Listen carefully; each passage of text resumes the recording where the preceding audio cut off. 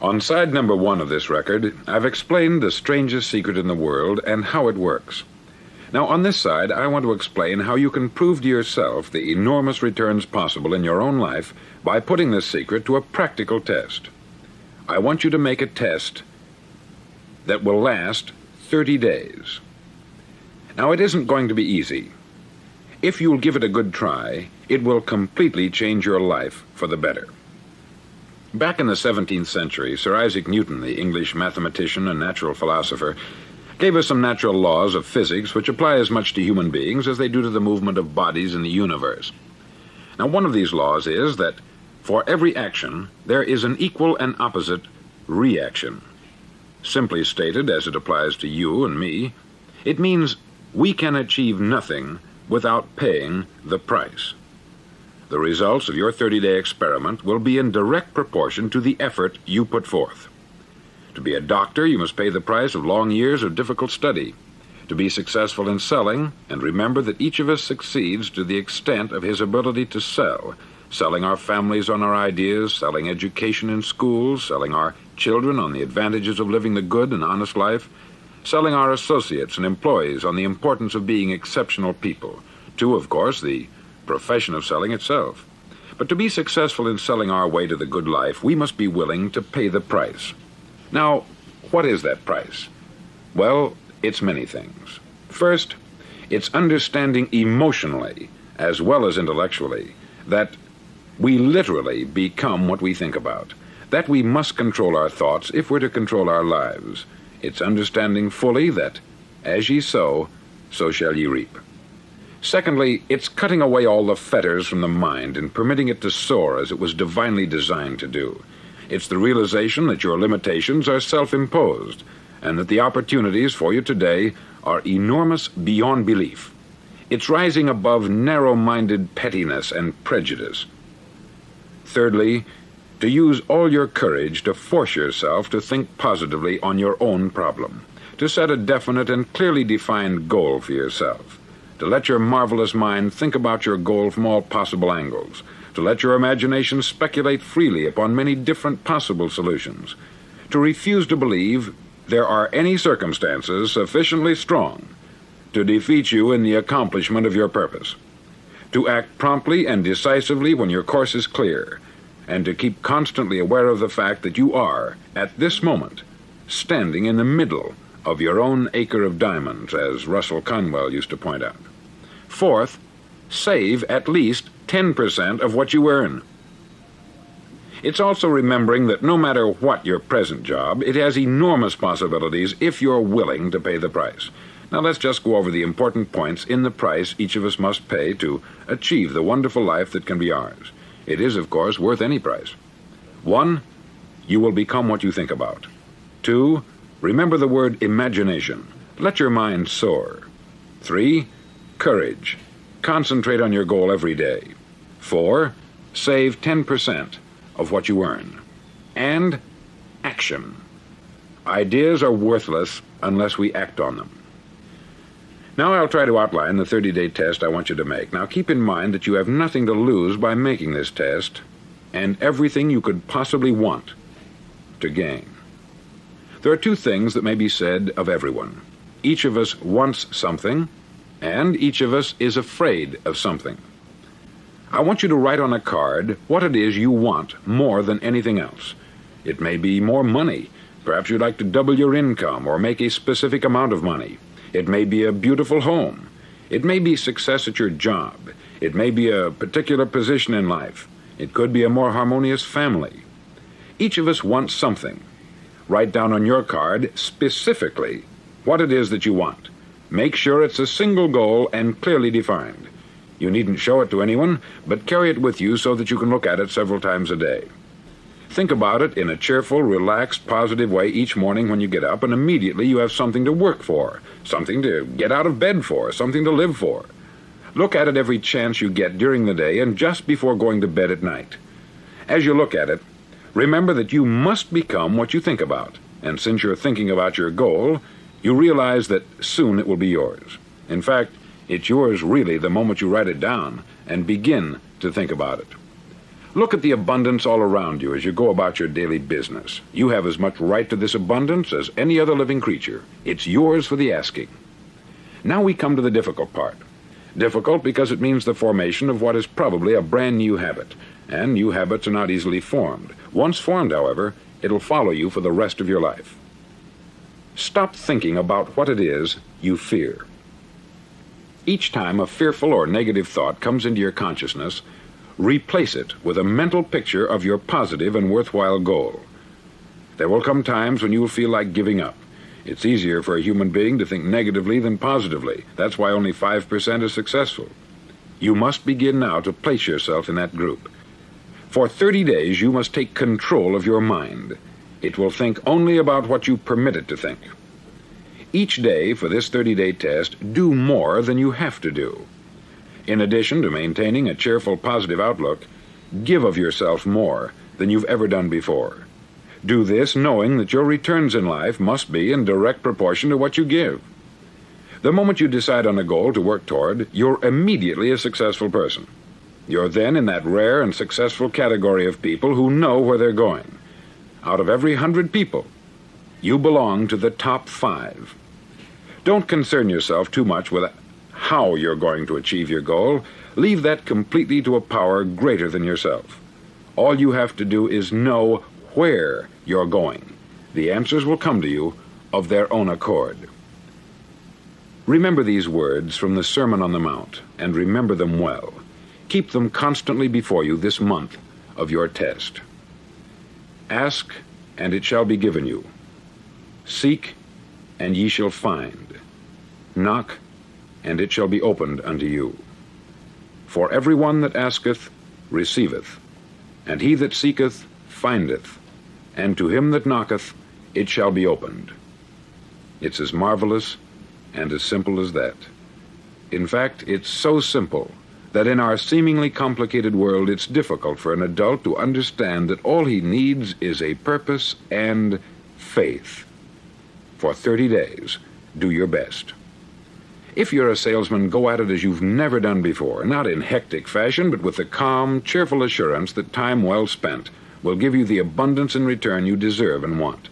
If you're a homemaker, devote your 30-day test to complete giving of yourself, without thinking about receiving anything in return, and you'll be amazed at the difference it makes in your life. No matter what your job, do it as you've never done it before for 30 days. And if you've kept your goal before you every day, you'll wonder and marvel at this new life you've found. Dorothea Brand, outstanding editor and writer, discovered it for herself and tells about it in her fine book, Wake Up and Live. Her entire philosophy is reduced to the words, act as though it were impossible to fail.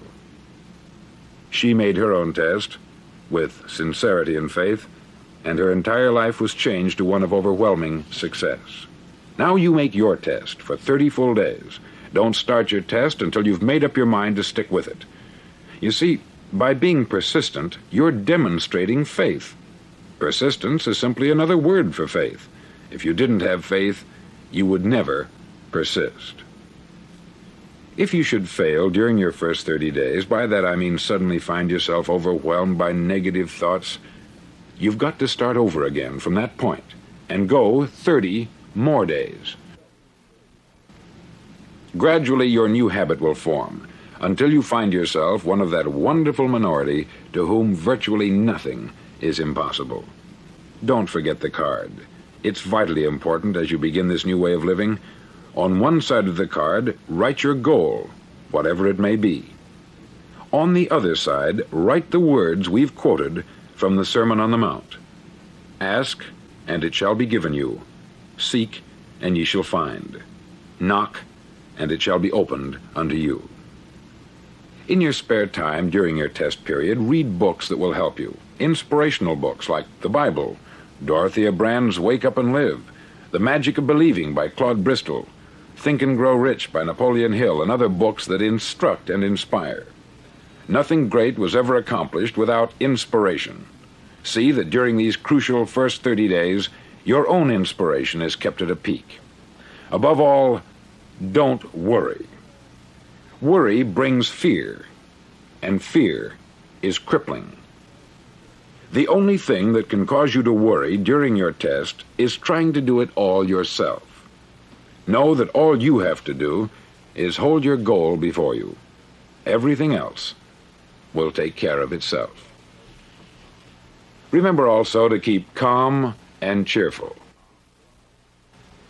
Calm and cheerful. Don't let petty things annoy you and get you off course.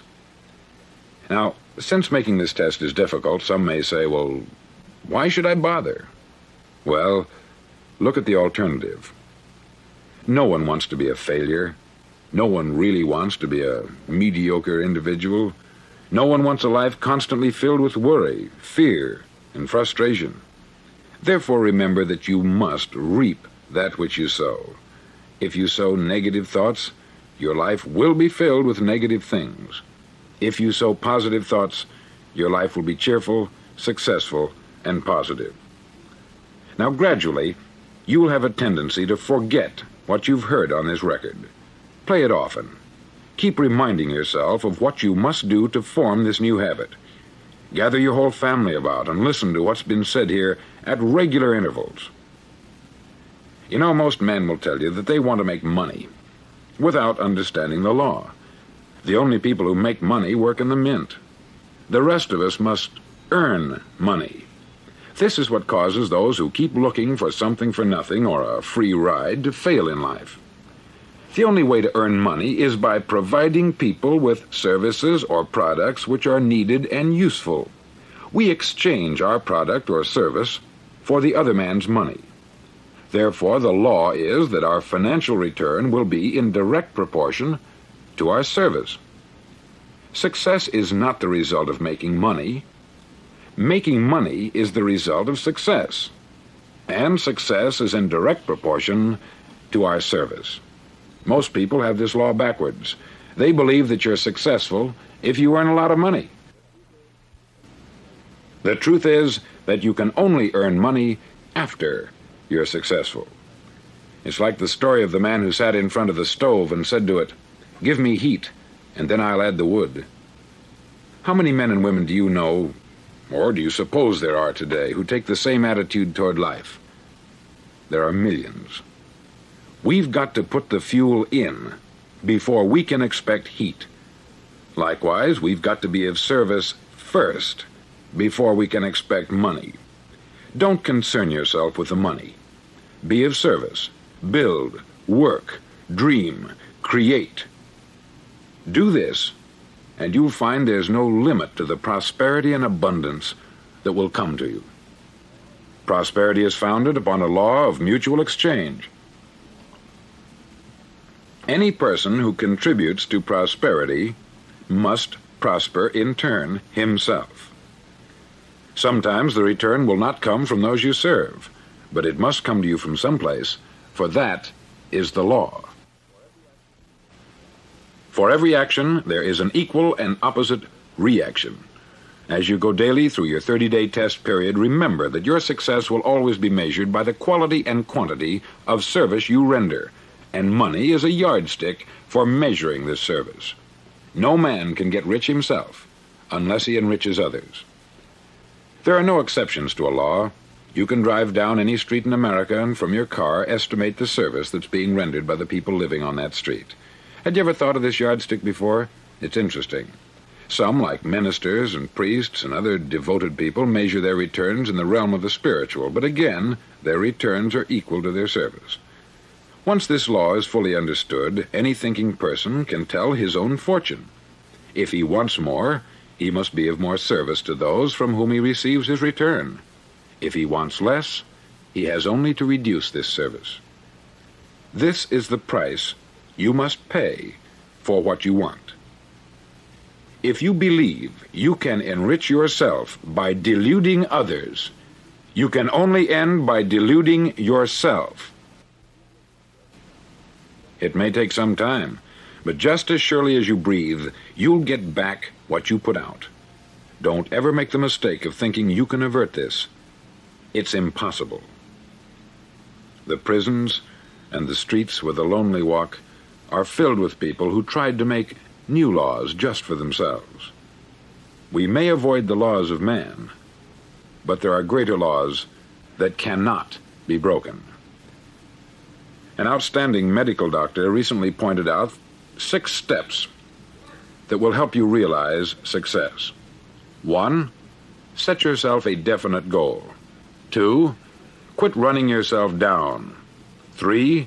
Stop thinking of all the reasons why you cannot be successful, and instead think of all the reasons why you can. 4. Trace your attitudes back through your childhood and try to discover where you first got the idea you couldn't be a success, if that's the way you've been thinking. 5. Change the image you have of yourself by writing out a description of the person you would like to be. And 6. Act the part of the successful person you have decided to become. The doctor who wrote those words is a noted West Coast psychiatrist, David Harold Fink, M.D. Do what all the experts since the dawn of recorded history have told you you must do. Pay the price by becoming the person you want to become. It's not nearly as difficult as living unsuccessfully. Make your 30-day test. Then repeat it. Then repeat it again. Each time it will become more a part of you until you'll wonder how you could ever have lived any other way. Live this new way, and the floodgates of abundance will open and pour over you more riches than you may have dreamed existed. Money? Yes, lots of it. But what's more important, you'll have peace. You'll be in that wonderful minority who lead calm, cheerful, successful lives. Start today.